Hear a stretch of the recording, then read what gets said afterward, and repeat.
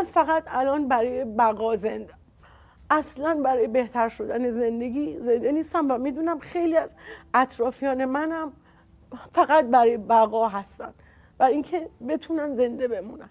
من نه روحم زنده است نه جسمم، اصلا احساس میکنم یک مرده محتضر و در حال من. آدمم دیگه، دل شکستن من که سرگرمی نیست برای مردم. ای کاش من آدم بعدی بودم، اصلا دلم نمیسوخت. خودم خیلی تکلیفم با خودم معلومه، خیلی خودم رو میشناسم. من اصلا خودخواهی بشینم اینجا با وجود این همه دردی که توی مردم دارم میبینم، من اصلا کلمه منو کاش بتونم حذف کنم. چیزها، غمها، جراحت‌هایی تو روح آدم‌ها دیدم که فکر میکنم اصلا خفه شو بهنوش، تو دردی نداری در مقایسه با مردم.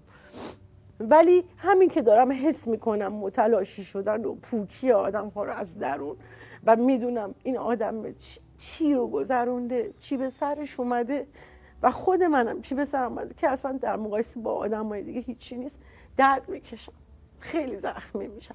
و همون لحظاتی که با هم هستیم، هم دیگر میبینیم، با هم خوشیم، خوبیم، حرف میزنیم، همین دوستی ها مونده، همین که تو دوست داشته باشی آدم رو، باقیش مریضیه. ببخشید.